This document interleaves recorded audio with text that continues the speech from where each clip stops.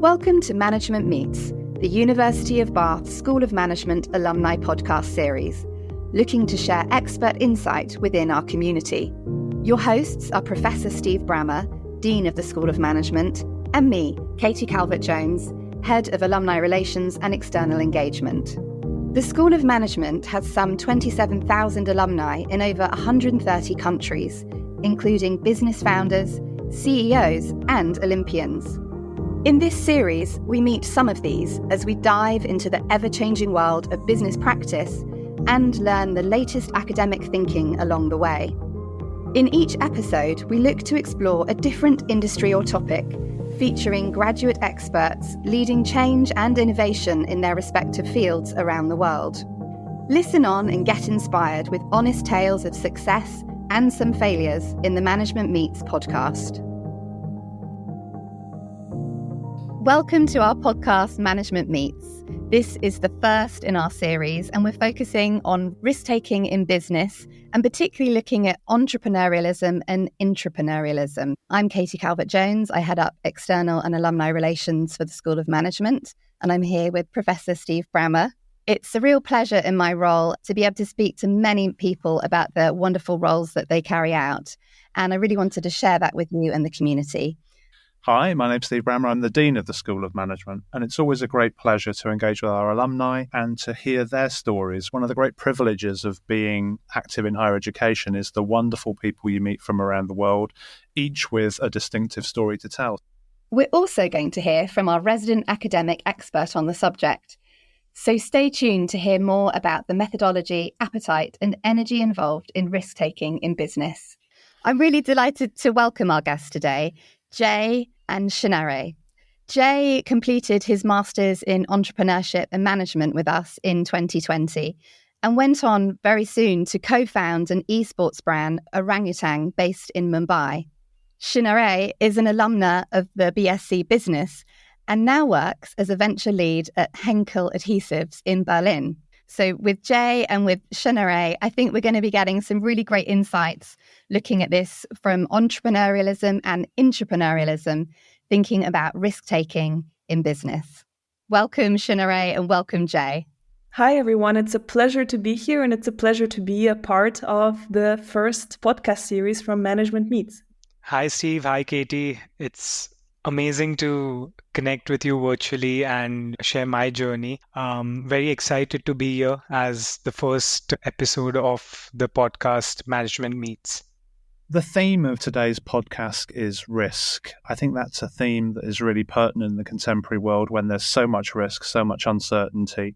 Risk has always been an inherent part of management, of leadership, of business.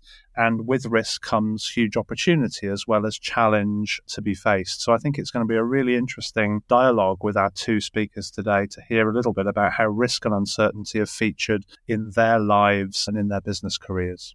Jay, perhaps if I could start with you then, could you perhaps tell us a little bit about yourself, your role and your company? Sure. I completed my undergrad in entrepreneurship back here in Mumbai. As soon as I was done with my undergrad studies, I decided to come to the University of Bath for my master's in entrepreneurship. And coming from a family business background, I always knew that I wanted to start something of my own when I graduated. And one of the reasons I came to the UK and especially to Bath was because I always felt the Western countries were a lot ahead and much more developed than what India was back then. And I saw a lot of opportunities that we could take back from the Western countries and introduce those things in India. And that was one of my thoughts when I came to study entrepreneurship. And University of Bath was the only university I applied to when I was choosing the colleges. And yeah, it's been an amazing experience. Unfortunately, we were the batch that graduated during COVID, and COVID-19 did impact a little bit of our experience at the university. But 4 years later, when I look back, I think everything happens for a reason. And Orangutan, which I co-founded in 2021, I think 6 months after I graduated, was a COVID baby. Orangutan exists because COVID occurred throughout the world and eSports in gen got a lot of popularity in that time. So I co-founded it with one of my partners, Yash, and I usually like at on a day-to-day operational level, I look at getting business and getting revenue to the company and also manage the back end side of things, which include accounting and finance. Fantastic. I've had the pleasure of talking to you about Orangutan before. Founding, even co-founding a business is obviously a risky thing to contemplate in life. In some of our conversations we've had about Orangutan, you characterize your entrepreneurial journey as being a journey in which you found yourself in the right place at the right time. How did you come to feel that you were in the right time and the right place? I think only time will tell whether you were at the right place at the right time. There's no right way to get into that circumstance. And I think I was very fortunate because esports in India, after 6-7 months of COVID, got a lot of popularity and recognition. And as you mentioned, by taking risks, there are different opportunities that are created. And I think that was the opportunity that I saw when we were thinking of starting Orangutan. I think one of the things special about what we do at Orangutan is it's not like any other business. It's when you talk to people, especially in India, about what we do and what is esports, students and people between the age group 18 to 24 playing games and making a career, it's something absurd to them. And we've seen a lot of esports games getting popular in America, in the UK, but in India, it was a new concept. And I think one thing when I was studying at the University of Bath was I wanted to do something different. I didn't want to do the same thing that everyone is doing, a trading business, a tech business. And I think because I was always on the hunt of trying to find something new, this opportunity came to me. And I just think I was very lucky and fortunate to be bumping into the right people and speaking to the right people who brought this opportunity to me. And I think there was a big wave of esports that took place in India, and we were a part of that wave, which was booming. We've talked a bit about Orangutan before. Talk to me about a risky decision you might make in your business, Jay. Is it about what games you include in your portfolio, the sorts of teams that you're seeking to field?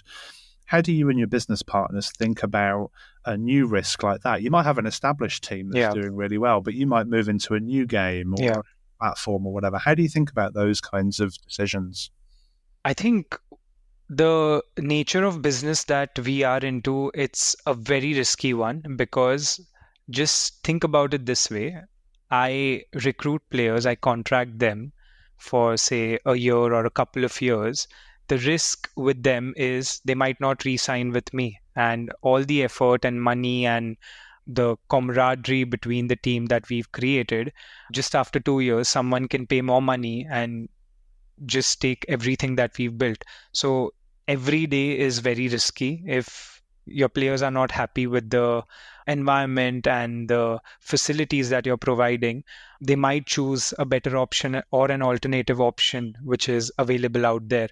And so our business is a lot more about the relationships that we build with these players, how we actually show them success, how we play a very important part in their lives, not just in paying them salaries and expecting them to perform in different tournaments, but it's a lot more than that. And I think that is something which we've been able to nail it within the whole industry. I think we brought in a lot of trust. We built one of India's finest esports training facilities, which was something tangible, which people could see, which people could experience living in. And that gave us a lot of validation from the industry. Everyone, when we started Orangutan, everyone looked at us in a very different way. And again, I feel it was a lot about understanding what the players' needs are and creating that long-term relationship with them. Because again, the risk of them leaving you can happen anytime. And it's happened with us. We are in a business where you can't get too emotionally connected with the players.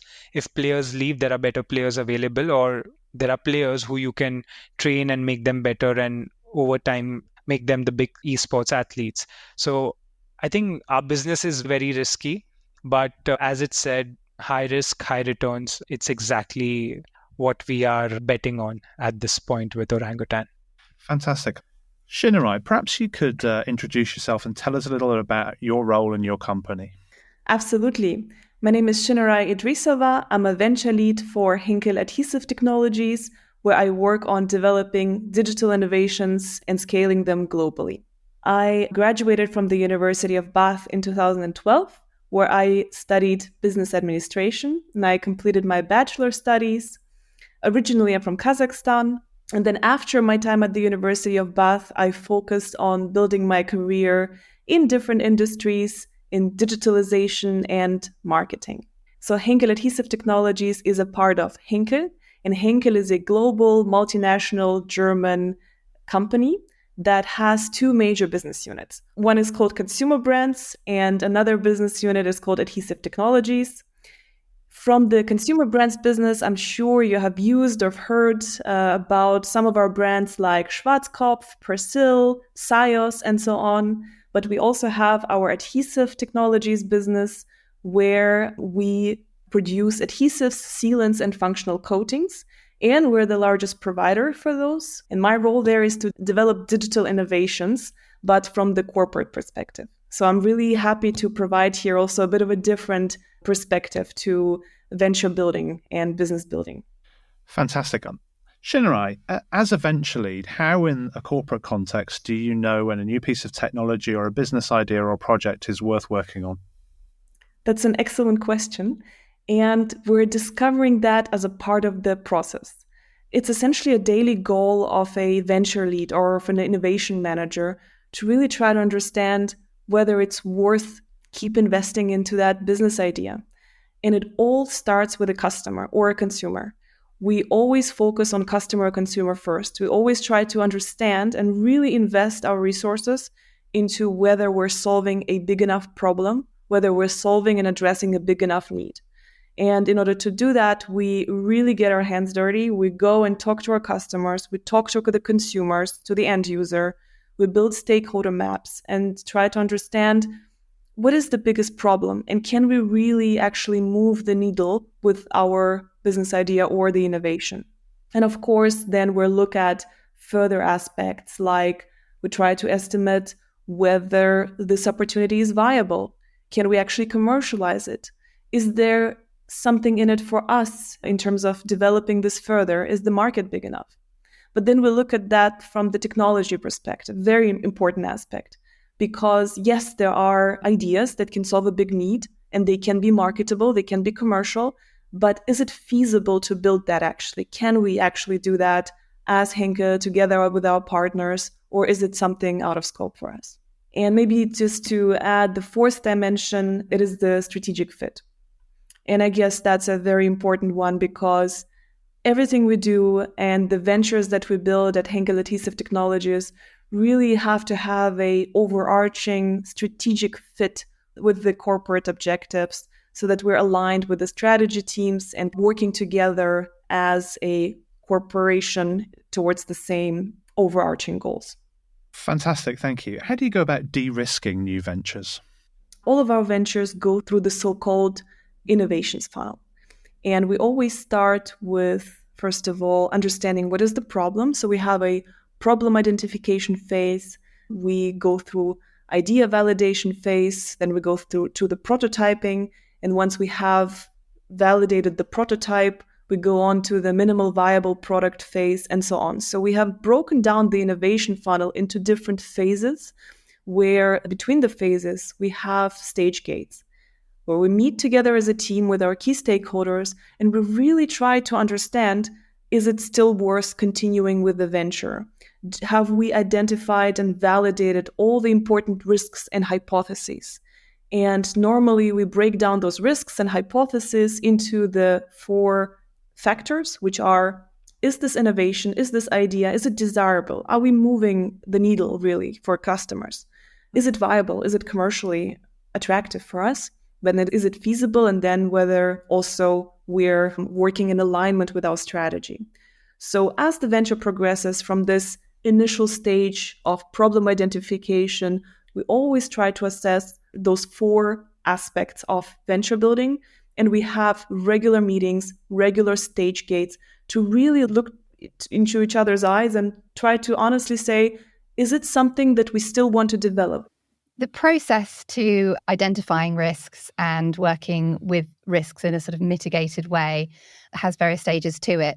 How do you balance that with needing to move quickly to be ahead of the game? Because what you're doing is intrapreneurship. So how do you keep that balance of staying ahead of the curve? That's a great question. And indeed, it's a balance between prioritization and action. So indeed, uncertainty is just absolutely important and inevitable part of life when you're building ventures, because you're creating something that has never been done before. Often there is no blueprint. Often you have to deal with some technologies or innovations that haven't been maybe even commercialized before. So you have to deal with uncertainty daily, and that means, of course, lots of risks.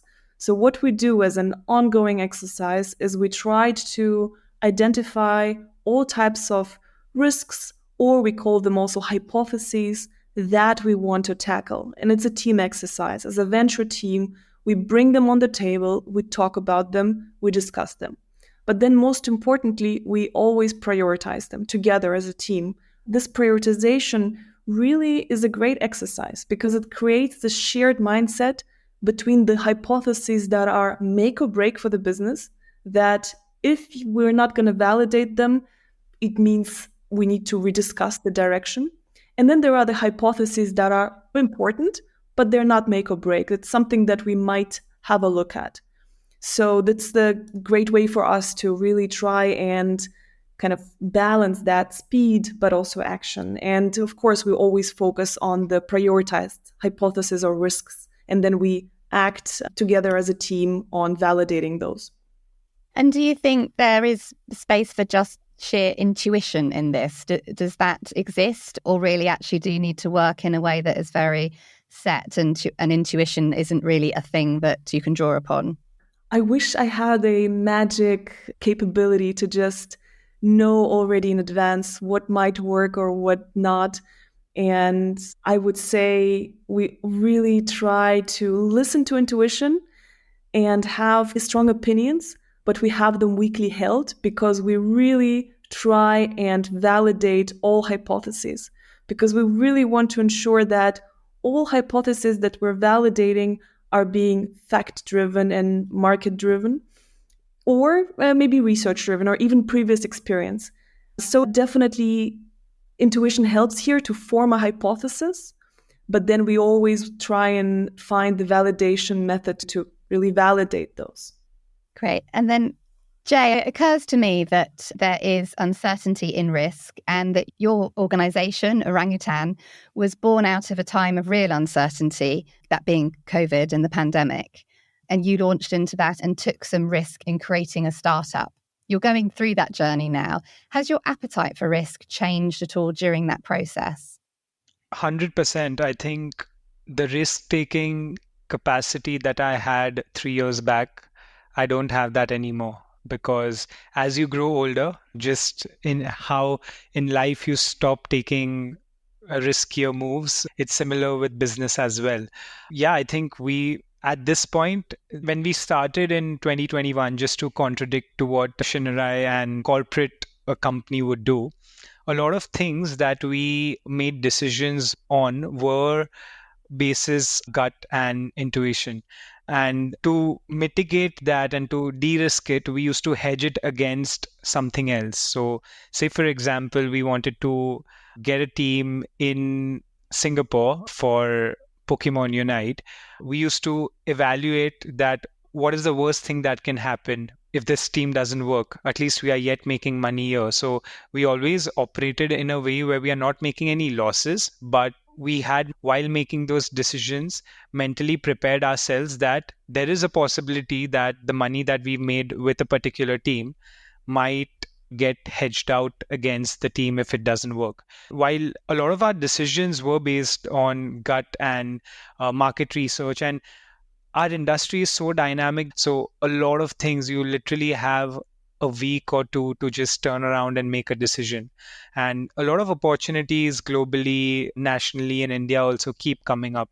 At the end, I think the decisions that we made, most of them worked out in our favor. There were a few which kind of hit us back, slapped us on our face, and realized. And but I think while building a startup, we take everything as a learning. I treat it as an extended, expensive MBA that I'm doing, not from the University of Bath, but from the University of Life. Yeah, I think for while building businesses, definitely you can blame it on risk, you can blame it on yourself, but I think the outcome after the result, after whatever has happened, how do you take that and not repeat the same mistake in the future is much more important for us as founders.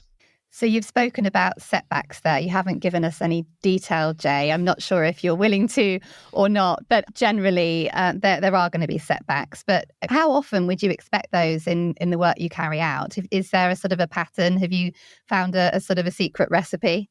I've observed a trend in our industry. The highs are too high, the lows are too low.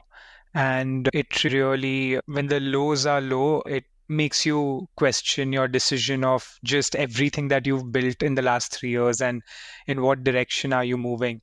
It was COVID for us in our industry, wherein a couple of games which were very popular because of the India-China Cold War going on and tensions between the two countries, India as a country decided to ban all the Chinese apps, including TikTok, PUBG Mobile, and there were another 86 of them which got banned. And that really put us back to square one because everything that we had built until then became zero. And something that is not under your control, not because of the decisions you've taken, but external factors really sometimes puts you down. And I think what we did in the toughest of the situations, instead of laying off our players and stopping their salaries, what we did instead is we understood their situation. For them, it is their bread and butter. But in that situation, what we did is we held on to our team. And on the back end, we kept speaking to the government and trying to get the games back. It took 12 months and we paid them salaries, a lesser amount, 50% of their salaries. But providing them with that 50% of their salaries inbuilt a different relationship between the players.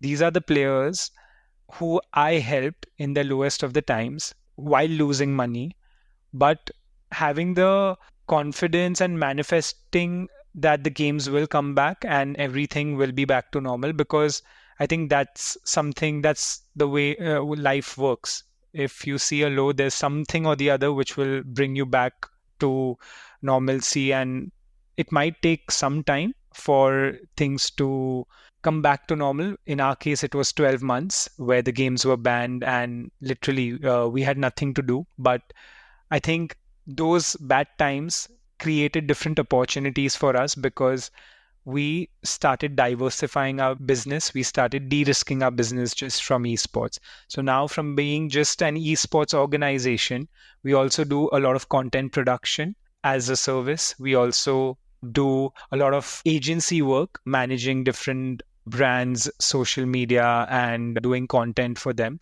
Again, there are two kinds of founders. One who would shut shop and decide to do something else, or the other who would yet hope. And hope here is a very big thing when you're building businesses. And we had the hope and we kept manifesting, kept praying to God that please get the games back. And when the games came back, our players had a very different motivation to just win for us, not for themselves, but win for the organization. And today, I think everything is back to normal. All the games that were banned have come back. The government and the game developers have worked together to make sure they are complying with all the rules and regulations in India. And again, when you look back a year later, I think it's much better than what we were in the last year. We would have just done esports, but now today we are doing esports and two other things. So we've de-risked our business while we were at our low. and created more revenue opportunities. That's really great, Jay. I thought I might ask each of you, risk is uncomfortable, right? If I think about my role, when I encounter risk, I find risk uncomfortable. How do each of you emotionally or in other ways find risk a comfortable thing to engage with in your organizational life? We really work with lots of different ventures and new business ideas that are so different from one another, and they have lots of underlying risks to them. The goal is to really de-risk as early as possible, and the goal also is to do that as soon as possible, right? We are quite fast in pivoting or discontinuing or ensuring that the venture or the business idea goes ahead. So I think just understanding that we're really using all methodological and fact-driven information to make the right decisions there and engage the right subject matter experts. And we really try to leverage their expertise to also make decisions on whether we go ahead or not. So I think keeping in mind that de-risking as early as possible and making those decisions fast is the way to go. And that's my mantra when working on building innovations in a corporate. And I think it worked out quite well so far. Fantastic. Jay, same question. How do you, in an entrepreneurial setting, deal with the discomfort of risk? There's a lot of questioning and self-introspection that goes about it, but I think it takes me probably around 2-3 days to deal with it. But then there are so many things happening in your business around you that I try to make it a great story and a learning which other people should hear and not repeat. And I do that on a public forum as well. When I'm probably giving an interview or on a chat show or on a conference, I do share all these problems and these uncomfortable situations very openly, because what I believe, that's the way I deal with it. When I talk about it more, when I share it with more people, there's a lot of empathy that kicks in, and there's a lot of comfort that these competitors of yours provide to you, and that's a good feeling. So every time something happens or some uncomfortable situation comes up, I feel it's just preparing me for the future, and I know, okay, I've gone through this will not affect me the second time the same thing happens. I wanted to build upon what you said. The word introspection is such an important part of this process, because setbacks are inevitable as a learning, because not all ideas, not all business decisions succeed, right? It's just inevitable that there will be setbacks. And I think this word introspection or retrospection is such a great tool. And what we do sometimes is we have the so-called the retrospective sessions, where together as a team, or we just come together and really discuss what worked great, what could have been done better, what are the wishes, and really put it all out there and reflect on that as a group or even separately as a person. And that was a great tool to learn and also to deal with the setbacks and have this forward-looking then attitude. So, Jay, you built a business in the space of eSports, which is a very particular industry that is going through transformation, as you mentioned yourself, or is in growth phase. How come did you choose to build the startup in that space? I was never into esports. I was a big sports fan. I love cricket. I love football. I love Formula One. I actually happened to meet my co-founder, Yash, and he was actually the one who introduced me to the world of esports and what was happening around esports during COVID. And when I did my own research, I was completely shocked with the numbers these guys were pulling in. And one thing that really resonated with me and my personality is the love for sports. And what I realized is esports is just like any other sport, whether it's cricket, whether it's football. All the problems that I'm going through in my journey building Orangutan, I'm sure Manchester United is going through the same, building their teams. I love the thrill. I love the kicks sports gives you. And I think sport is something that gets everyone together. And that is something that I really resonated with and wanted to do something different for a different industry. And yeah, I just took a plunge and decided to go with the flow, but with God's grace and right timing, being at the right place really helped. I found it was very insightful when you referred to, the athletes, because for people who are not active in the eSports, it was a great feeling to hear that you also have athletes just in the sports as we know it. Yeah, cool to see your success in that space and the athletes that you're supporting. Thank you very much. It's really interesting, Jay, to hear that you weren't a massive fan of esports at the outset when you're such a passionate advocate now. And yeah, I equally hadn't appreciated the levels of athleticism in the industry. Can I ask each of you to give advice to alumni who are looking at the risky world that we live in today and contemplating choices of entrepreneurship or intrapreneurship in a corporate setting? What have your experiences taught you that you would especially like to pass on to other members of our alumni community? Okay, so I'll go first. I think one of the things that I will give anyone who's looking at starting something of their own or diving into an entrepreneurial venture is having a mentor is really helpful while building your startup, because I think your risk is not as risky if you've been given the right advice and you've been mentored throughout the journey, not like a motivational conversation, but someone who is right by your side, who understands the space and the business that you're into. And I think that really helps. I wish I had that when I was starting Orangutan, because whatever we did was just watching YouTube videos, seeing what was happening in America and in the UK, and trying to replicate the same model here in India. But someone who can understand the local business, someone who can understand and someone who can guide you throughout your journey and be a well-wisher at the same point is really important.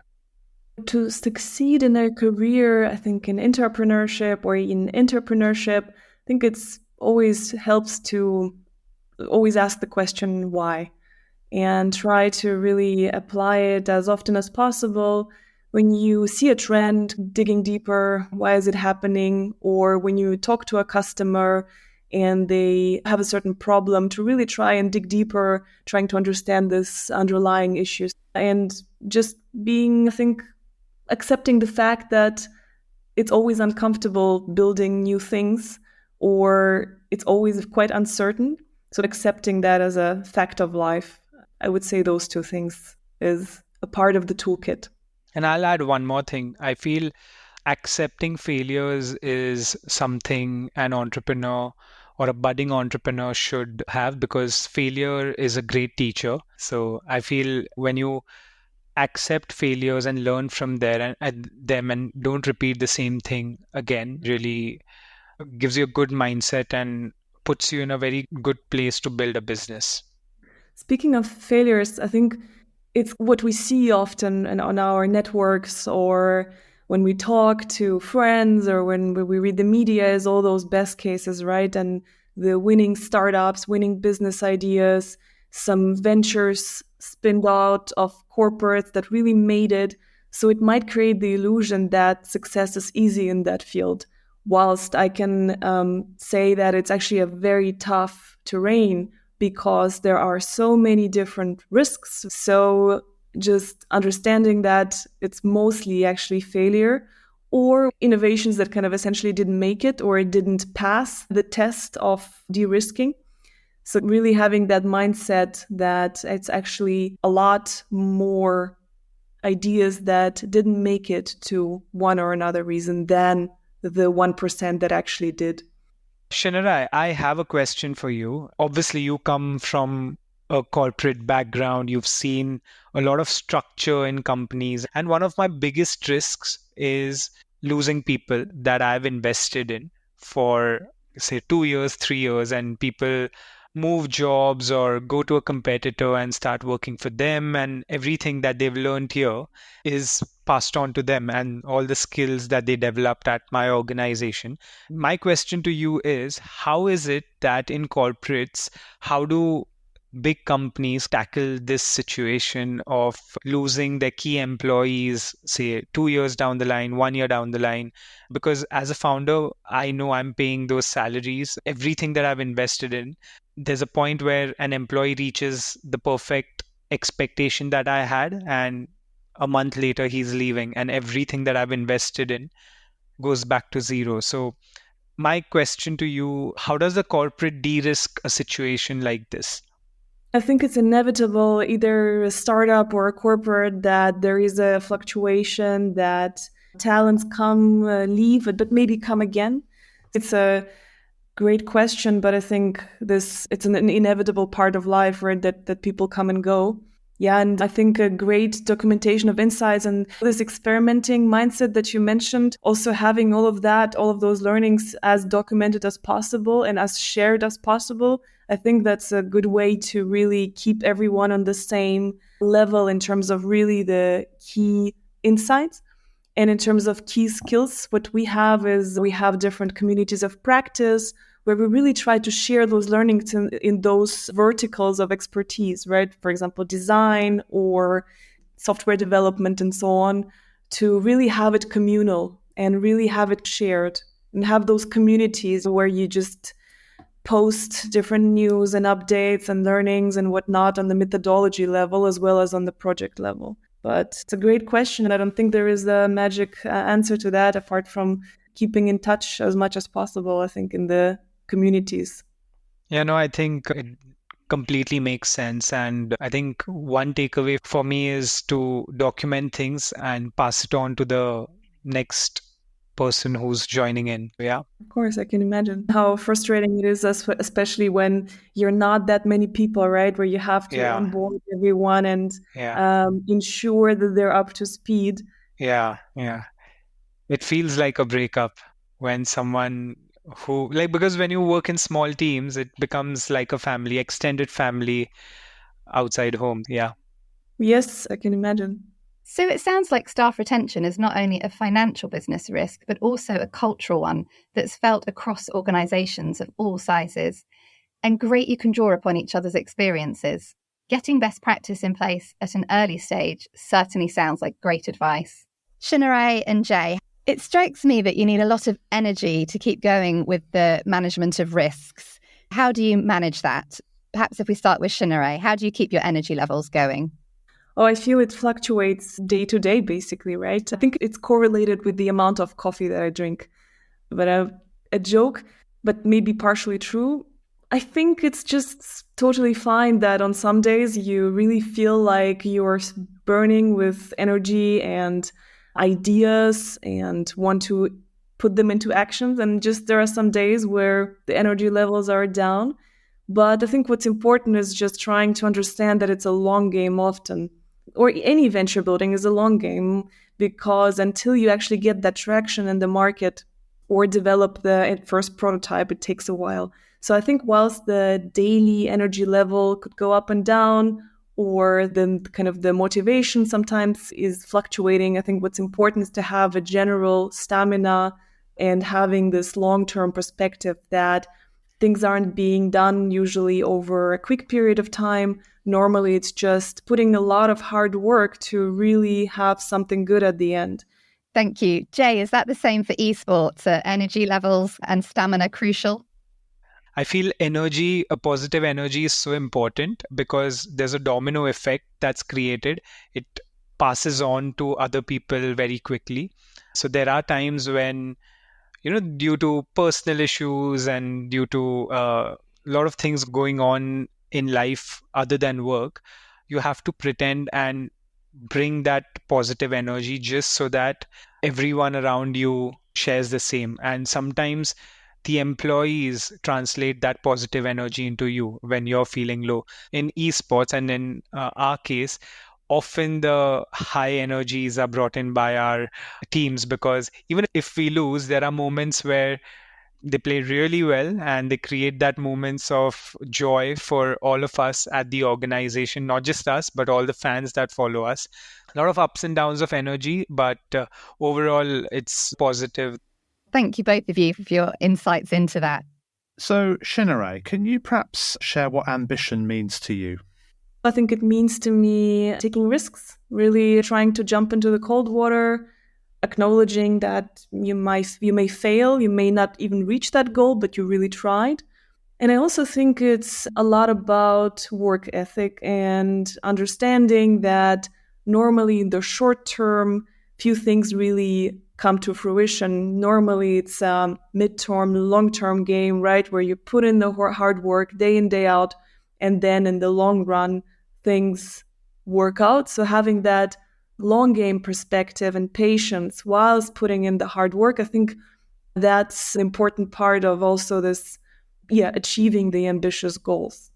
But all in all, I think it's also jumping into cold water and taking risks. It has a lot to do with that. Fantastic, thank you. Jay, what does ambition mean to you? I think for me, ambition is setting unrealistic goals and going on to achieve them. And obviously, to achieve them, there's a lot of risk which is involved. So I think when you set unrealistic goals, a lot of the world thinks that, oh, you're never going to be able to achieve them. And proving the world wrong and trying and like day in, day out, working towards that goal and making sure you're headed towards the right direction. And one day you achieve that particular goal, which was unrealistic at the first, is ambition to me. Sensational, thank you. Thank you both. That's been a really fascinating conversation. So thank you, Jay. Thank you, Shinarai. Thank you, everyone. It was a pleasure. Bye. Such a lovely conversation. Thank you. Wow, two fantastic examples of individuals within our alumni community that have gone on to innovate in their respective fields. Agreed. I really noticed the nuances in their approaches. Funny you should mention that, because that's exactly what I discussed with Professor Dimo Dimov when I spoke to him about the subject. Okay, so it's academic insights time. In each session, we're looking at the theory behind the practice from one of our leading academics, and I'm delighted to welcome Professor Dimo Dimov as our resident expert to offer his insight. Dimo, welcome. Thank you. Hello. Dimo, you're a professor of entrepreneurship and innovation at the school, and your research focuses on the entrepreneurial journey from initial idea to viable venture in independent corporate and social settings. In your research, you speak about how this journey can be uncertain and ambiguous in prospect, and you're interested in how many potential entrepreneurs and investors think, act, and interact in the face of such uncertainty. So you're an obvious expert to talk to about the themes we've been exploring today. We've heard the approaches taken by Jay, who co-founded a business, and Shinarai, who works within a corporate setting. So my question: is there a fundamental difference in the perspectives on risk-taking between entrepreneurs and intrapreneurs? This is a great question. Thank you. Short answer is yes. There are fundamental differences. And to appreciate them, we can look at the positions or the starting point of entrepreneurs or startups and established organizations, particularly in relation to the status quo. Established organizations, they're interested in preserving the status quo or maintaining continuity, so they to be in control of how things change, where it's in the interests of entrepreneurs to disrupt, move, and create a space that they can occupy. So they're interested in disrupting the status quo, so to speak. Organizations are interested in protecting the status quo. And so that there's a very interesting starting point to think about risk. So from the point of view of risk is something that an entrepreneur needs to embrace, because that's the way to disrupt the status quo and change things. Whereas for an organization, risk is something that they want to manage and minimize. And so therefore we see two distinct attitude towards how things are managed. To put it simply, organizations want to eliminate surprises. They want to make sure that we know before we do. Whereas entrepreneurs seek to maximize surprises, seek serendipity, and very often they need to do things in order to know. So this interplay between doing and knowing is interesting because it gives you to different approaches. That's really interesting. Thanks, Dimo. And so that's looking at it from the kind of innovative perspective. What about from the kind of financial risk side of things? Because actually, in some ways, the bigger organization you would expect would have the higher propensity to risk and that perhaps there's more funding behind them. And yet, on the other hand, perhaps they're more cautious in how they approach risk. So it's a great way of appreciating differences as well. You could say that entrepreneurs are free to think and do as they like, but they have no resources. Whereas organizations have resources, but they're not free to do and think as they like. And so that creates a tension. So entrepreneurs become hungry for resources, whereas in organizations, you feel the burden of accountability. You have to be accountable for the resources that you take on. Entrepreneurs, of course, are accountable. If they raise funds, they are accountable to investors. But investors, particularly venture capitalists and other investors in this space, they come into this with a very different mindset, which is very different from the mindset of a corporate head office that looks at how resources are allocated and everybody needs to be accountable for what happens. That's really interesting. Thanks, Dimo. So essentially, there is some sort of liberation in a lack of resource. Yes, there's liberation, but of course, the downside is lack of resource. So you have to have the resource to get traction. I like to compare entrepreneurs in established organizations. I call them fables to try and appreciate what they do. I sometimes compare the story of an entrepreneur is the story of Icarus, someone who really tries to fly very high. And so for me, the height of the flight is about how much you want to disrupt the status quo, how much you want things to be discontinuous from where they are. So they want to fly really high. And of course, the fable of Icarus is if you fly really high, at some point your wings melt and you fall on the ground. You have to have feet on the ground, so to speak. And for organizations, it's the story of Baron Münchhausen. These are old German folk stories. And Baron Münchhausen is known, he had lots of adventures, but one particular adventure is when he's stuck in a swamp, in a quicksand, and he's stuck with his horse and needs to pull himself out. And what he does is he grabs himself by the hair and is able to pull himself up. Of course, we know that's not possible from physics, but that's the story. In fact, that's where the bootstrapping idea comes from. So organizations they're flying really low and they try to lift themselves up towards disruption. Of course, that's often is not possible when we have to be accountable at each step of the way. And the opposite of that is when you forego any form of accountability and you just want to be doing, is free to do and think things. Of course, the downside of that is you have to have some focus, you have to have some anchor, you have to have some way of securing resources. Brilliant. Thank you so much, Dimo, for your beautiful illustration of our academic question in Academic Insight Time. And we'll take those fables with us and remember everything you've said. Thanks, Dimo. Thank you very much. And that wraps it up for our first session. I hope you enjoyed the conversation as much as we did. Tune in next time when we'll talk about the important topic of ED&I. Thank you for listening and goodbye. Thank you for listening to this episode of Management Meets, the University of Bath School of Management alumni podcast series. Thank you to our expert guests and my fellow host, Professor Steve Brammer. We hope you found some inspiration from this episode to apply to your profession, and we look forward to chatting with more industry-leading alumni next time on Management Meets.